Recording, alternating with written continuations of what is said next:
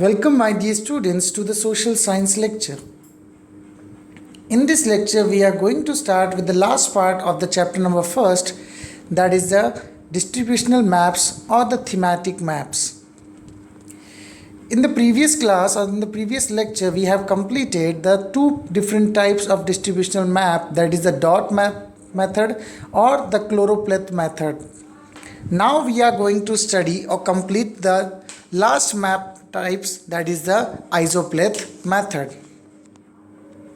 You have seen the contour maps and the isobar maps in the earlier classes. contour maps का मतलब होता है आपने जो स्क्वायर बॉक्सेस में देखा था, और isobars यानी कि जो लाइन शेड्स के इसके पहले वाले लेक्चर्स क्लासेस में आपने देखा था. In this maps the distribution was shown with the help of lines showing equal values.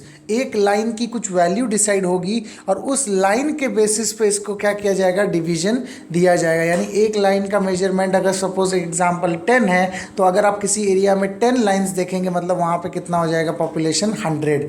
20 lines रहेगा तो वहाँ पे पॉपुलेशन कितना हो जाएगा, 200. तो उस हिसाब से यहाँ पे क्या किया जाएगा, हर एक लाइन के मेजरमेंट को उसको एक अमाउंट दिया जाएगा या फिर उसके लिए एक वैल्यू डिसाइड किया जाएगा. And each line have showing the equal value. सब लाइंस के लिए वैल्यू क्या रहेगा, इक्वल रहेगा. When the distribution of variable is continuous, the isopleth method is used to shows its distribution.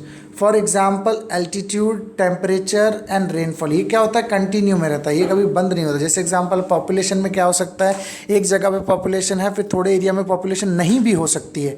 लेकिन आप किसी एरिया में ऐसा नहीं बोल सकते कि इस एरिया का एल्टीट्यूड खत्म हो गया, इस एरिया का टेम्परेचर खत्म हो गया, इस एरिया की रेनफॉल खत्म हो गई, ऐसा कभी होगा नहीं. So in this context, in this type of context we are using the isopleth method. इस तरीके के मैप के लिए, इस तरीके के वेरिएबल को शो करने के लिए हम कौन सा मेथड को यूज़ करने वाले हैं यहाँ पे, isopleth method.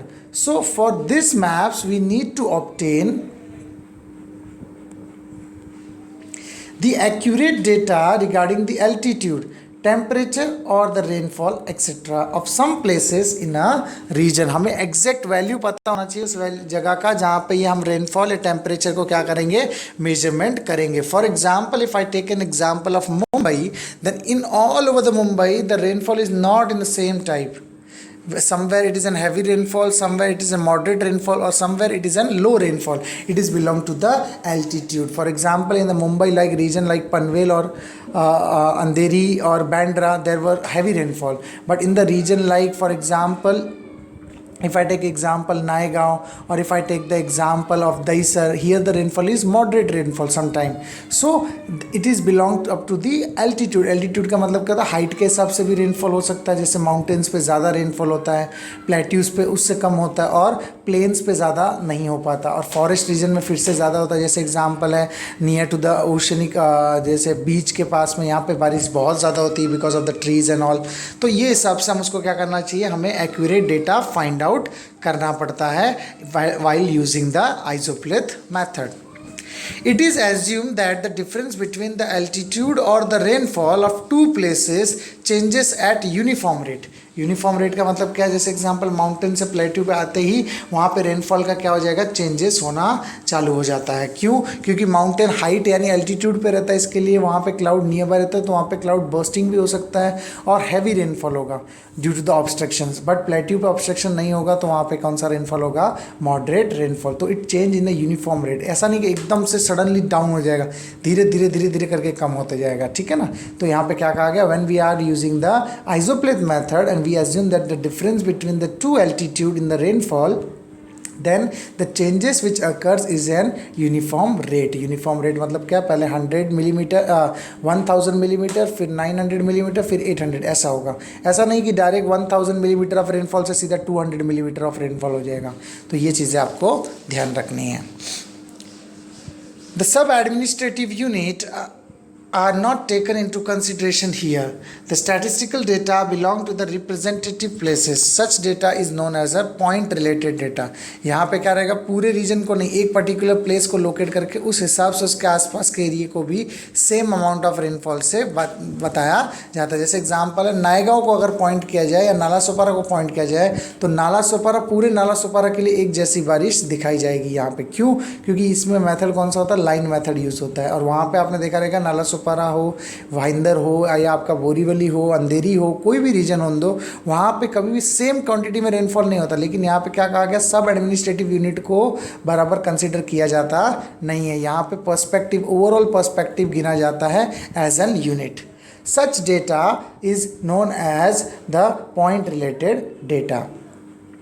Values of the variable are written on the map at the respective locations.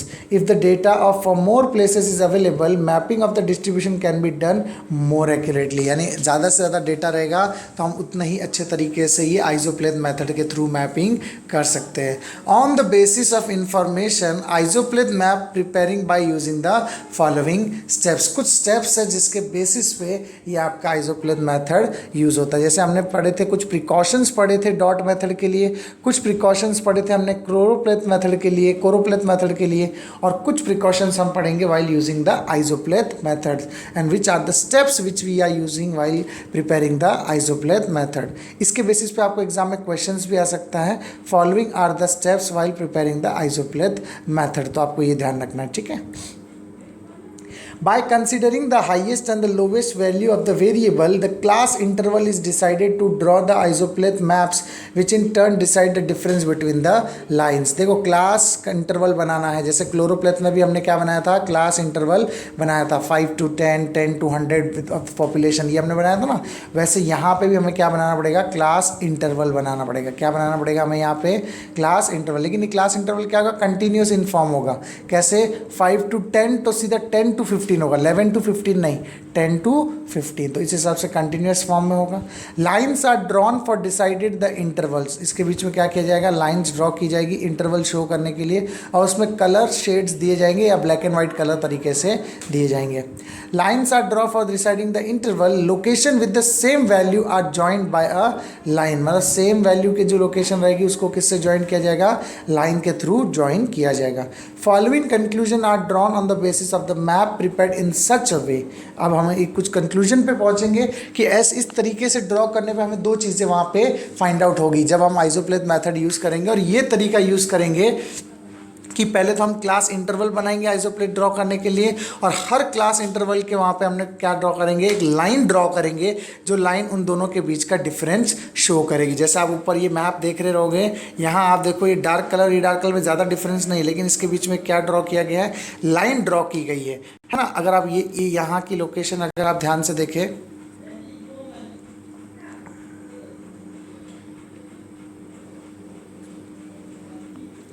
if you see over here,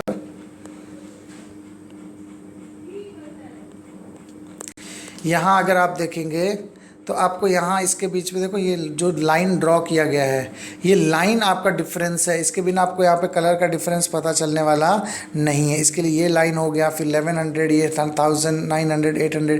तो ये क्लास इंटरवल को बराबर से शोकेस करने के लिए ये लाइन क्या किया जाता है, ड्रॉ किया जाता है. Following conclusion are drawn on the basis of the map prepared in such a way. That is, if the lines are closer to each other, then the change in the variable is steep. And if the lines are away from each other, then it is in gentle. मतलब यहाँ पे क्या कहा गया है कि अगर एक लाइन दूसरे लाइन से अगर दूर है तो वहाँ पे क्या माना जाता है कि यहाँ पे बारिश में ज़्यादा चेंज नहीं है, जेंटल चेंज है. कौन सा चेंज है, जेंटल चेंज, मतलब धीरे धीरे स्लोली चेंज है. लेकिन अगर यहाँ पे कहा गया कि दो लाइन के बीच में डिफरेंस ज़्यादा नहीं है तो इसका मतलब क्या है, वहाँ पे चेंजेस एकदम स्टीप है. स्टीप मतलब सडन चेंजेस है.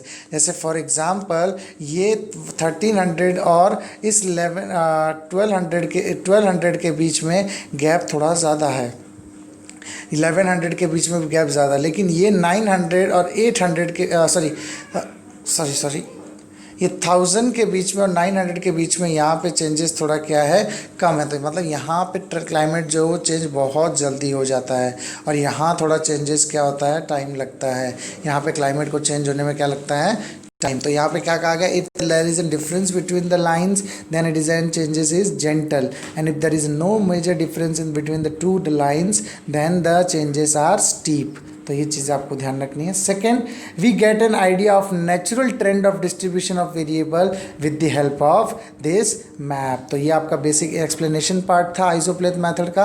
अब हम दो मैप पार्ट यूज़ करेंगे इसके अंदर, जिससे हमको पूरा अंडरस्टैंडिंग हो जाएगा आइसोप्लेथ मेथड का। In figure 1.3, the rainfall map of Amravati district is given. Read the map in detail and answer the following question. Read 1.3 यानी ये वाला आपका जो मैप दिया गया है ये बारिश के बारे में दिया गया ना, एनुअल रेनफॉल के बारे में दिया गया। कौन से डिस्ट्रिक्ट का दिया गया है? अमरावती डिस्ट्रिक्ट का दिया गया। कौन से डिस्ट्रिक्ट का दिया गया है? अमरावती। तो इसके आंसर्स हमें अभी देने हैं। तो फर्स्ट क्वेश्चन देखो आपका ये है आपकी स्क्रीन पे, in which part of the district is the rainfall more. Which part बोला, पार्ट मतलब क्या हो जाएगा, north, south, east, west, north east, north west, south east, south west. ये आपके 8 पार्ट होते हैं रेन, मतलब आपके किसी भी एरिया के। तो in which part the rainfall is more, more मतलब क्या होगा, 1300 mm। तो 1300 mm आपका कौन से साइड में है, नॉर्थ। सो आप आंसर क्या लिखेंगे, in the northern part of the district is the rainfall more. Answer क्या लिखेंगे आप लोग, in the northern part of the district is the rainfall more. तो चलो मैंने आपको एक आंसर सॉल्व करके बता दिया है, अब आप बाकी के आंसर्स आप अपने आप फाइंड आउट करेंगे, लेकिन फिर भी मैं आपको इसके अंदर लेक्चर के अंदर हेल्प करूंगा। पहले आप आंसर फाइंड आउट करने के लिए मैं आपको कुछ टाइम दूंगा, उसके बाद मैं जब आंसर आपको डिक्टेट करूंगा तो आप अपना आंसर चेक कीजिए कि आपका आंसर बराबर था कि नहीं। In which direction is the rainfall decreasing, in which direction the rainfall is decreasing. तो डिक्रीजिंग के लिए हमें ये मैप को देखना पड़ेगा वापस से।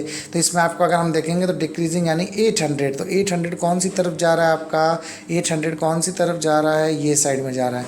पहली बात तो ये कौन सा डायरेक्शन है, साउथ, और ये कौन सा डायरेक्शन है, वेस्ट। तो आंसर क्या आएगा, in the south west direction. Answer क्या आएगा, in the south west direction. तो आंसर क्या लिखेंगे, in south west direction is the rainfall decreasing. और दूसरा ये भी लिख सकते हैं, the rainfall is decreasing in the south west direction. उसके बाद नेक्स्ट क्वेश्चन है आपका, what is the lowest value of rainfall in the district. Lowest value तो हमें पहले यहाँ से फाइंड आउट करनी होगी, 900 और 800 है। तो यहाँ पे आंसर क्या लिखेंगे, the lowest value of rainfall in the district is 800। But 800 क्या रहेगा आपका answer, 800 millimetre. What was the answer, 800 millimetre, यानी आंसर क्या रहेगा आपका 800 मिलीमीटर। आंसर क्या लिखोगे यहाँ पे, the lowest value of the rainfall in the district is 800 millimeter. Understood everyone? Now we will going to study the map part of 1.4 and 1.5. तो एक कोल्हापुर डिस्ट्रिक्ट के डेंसिटी के बारे में दिया गया है, एक कोल्हापुर डिस्ट्रिक्ट के एनुअल रेनफॉल के बारे में दिया गया है। अब इसका फर्स्ट क्वेश्चन देखिए आप क्या लिखा गया है, in which district is the density of population decreasing. कौन से डायरेक्शन में जो डेंसिटी ऑफ पॉपुलेशन है वो बहुत कम होते जा रहा है। तो अगर आप इस मैप को बराबर से देखेंगे तो आपको मालूम northern side and in the southern side the density of population is decreasing. तो आंसर क्या लिखेंगे, in the north and the south direction is the density of population decreasing. ठीक है, उसके बाद next one, name the taluka with population density less than 200। उन तालुकास के नाम बताओ जो कोल्हापुर सिटी के अंदर है जिनकी पॉपुलेशन क्या है, लेस देन 200% पर स्क्वायर किलोमीटर। तो 200 के लिए यहाँ पे डायरेक्शन कौन सा दिया गया है, डॉट दिए गए हैं 200 के लिए। तो 200 के लिए हमें डॉट वाले पार्ट को हमें चेक करना है। तो डॉट वाले पार्ट में पहला रीजन कौन सा है, शाहूवाड़ी। फर्स्ट वन कौन सा आएगा, शाहूवाड़ी। सेकंड वन कौन सा है, गगन बावड़ा। उसके बाद कौन सा है, अजरा। और फोर्थ वन कौन सा है, चंदगढ़। ठीक है, तो आपको 4 चीज़ें लिखना है, शाहूवाड़ी, गगन बावड़ा, अजरा और Chandgad is the taluka with the population density less than 200। ठीक है। उसके बाद name the taluka having population of 200 and 400, 200 से लेके 400 के बीच में। तो यहाँ पे दो रीजन है आपका, एक है राधानगरी और दूसरा कौन सा है, गारगोटी। तो first one was a district और the taluka which is known as the Radhanagari and second one is the Gargoti. तो आंसर क्या आएगा आपका, the taluka which having the population density between the 200 and 400 is the Radhanagari and Gargoti. So now we will move to the next question. Name the taluka with the population density more than 400. अब यहाँ पे last one बोला गया है 400 से ज़्यादा वाले कौन से रीजन है। तो यहाँ पे क्या लिखेंगे, the talukas which having the population density between 200 and 400 is taluka having population density between 200 and more than 400 is Panhala, Shirol, Kolhapur, Kagal, Hatkanangle and the Gadhinglaj. ठीक है ना, गांधींगलाज, ठीक है ना, गांधींगलाज। और यहाँ पे आपका कौन सा आएगा, हत्कानागल। ठीक है ना। तो ये 5 आपके जो रीजन्स हैं ये किस में आएंगे आपके, the population having more than 400। ठीक है। तो ये आपको यहाँ पे नाम लिखने हैं। उसके बाद आपका लास्ट क्वेश्चन इस मैप के through, in which directions, wait,